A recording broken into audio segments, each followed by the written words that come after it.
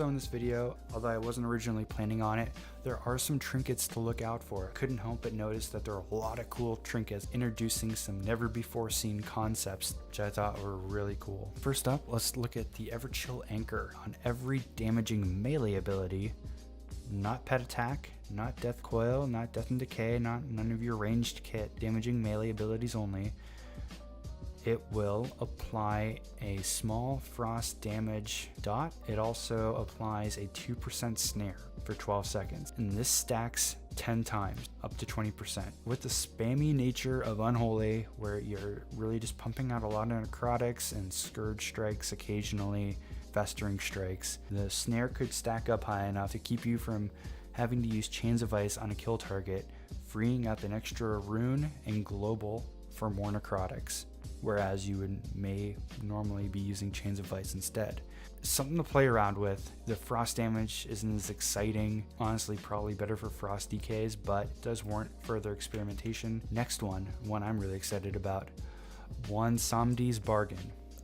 So this is Blood Death Knight's Purgatory talent in the form of a trinket and on a 6-minute cooldown. The 6-minute cooldown is applied in the form of a debuff called Somdi's Bargain Fulfilled. Saves you from the killing blow first off. It then heals you for a predetermined number, with it scaling up the higher the item level is. At 415 item level, it heals you for 60k.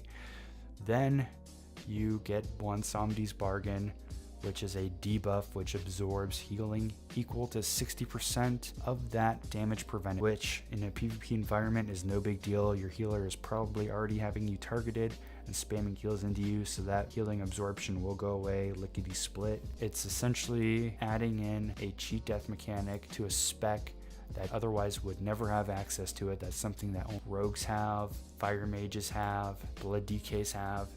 Really nice, especially considering the survivability problems Unholy DKs have and will continue to experience in 8.1.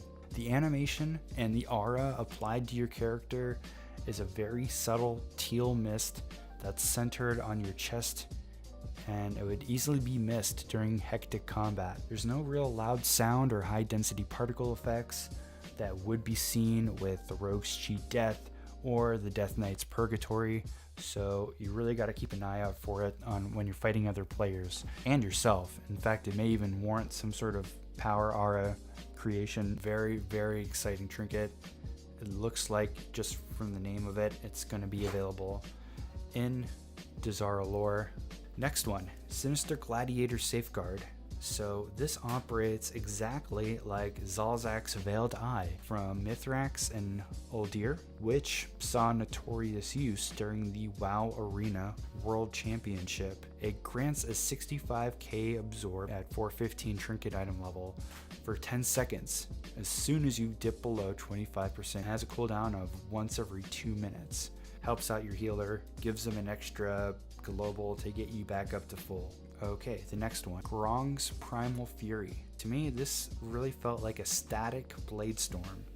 Your character enlarges in size and it turns a brownish tint. Imagine how Avatar looks on a warrior, where you get larger and you turn that gunmetal gray color. In addition to that, you lose your ability to move and you can't cast or use abilities. Your character then performs 6 animations identical to the warrior ability Skull Splitter, where it kind of lunges forward and slams the ground or target with their weapon with one hand. Your character performs the Skull Splitter Colossus Smash animation 6 times over 4 seconds. At the end of each of these Skull Splitter Colossus Smash animations, you deal physical AoE damage to all targets within 6 to 7 yards. During the testing, the range felt a little bit sporadic and RNG based. Sometimes hit number 5 would hit the dummy, whereas hit number 2, 3, and 4 didn't. The damage is very interesting. The tooltip on it at 415 item level states that it's 106k damage split among enemies, which would imply that if you can get one target alone, it'll do 106 damage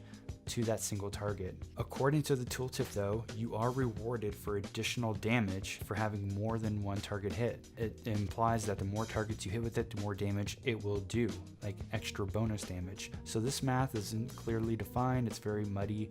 Also important to note, you can turn your character during this channeling, which is very good for defensive purposes because you always want to have the opportunity to parry incoming attacks and you want to keep your back unexposed.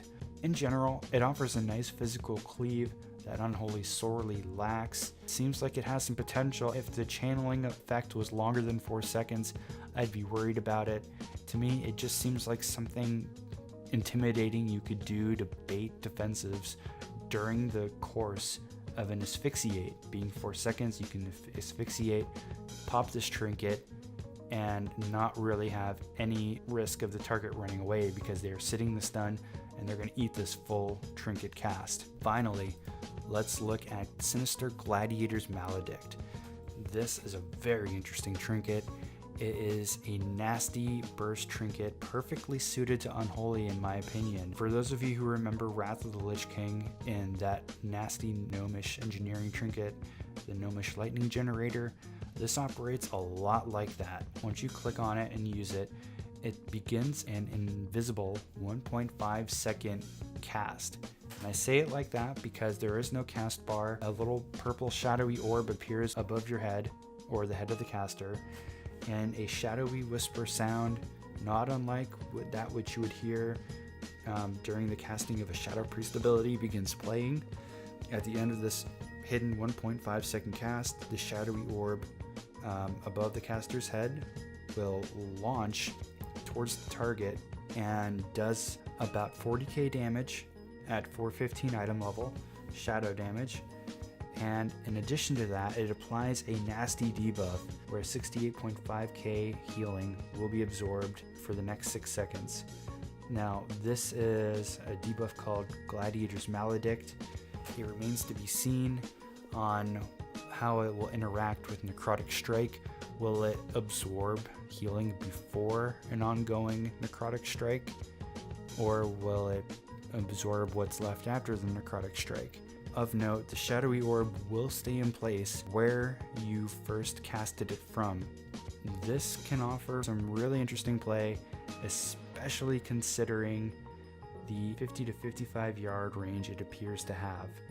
I couldn't believe it. This thing is a long distance cruise missile. On Nogrand Arena, I can see you launching this at somebody on the opposite side of the map at their pillar from your own pillar. Even worse is that you can press it, run around the corner so you're no longer even on line of sight, and it will still launch and hit somebody really hard for a lot of shadow damage, especially since you have Dreadblade, improving its damage even further. It can crit as well at 415 item level.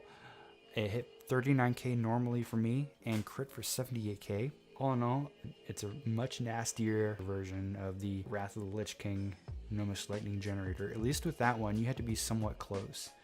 This is ridiculously long ranged. I suspect that will get nerfed pretty soon because I think everybody and their mom, even healers, are going to rock this.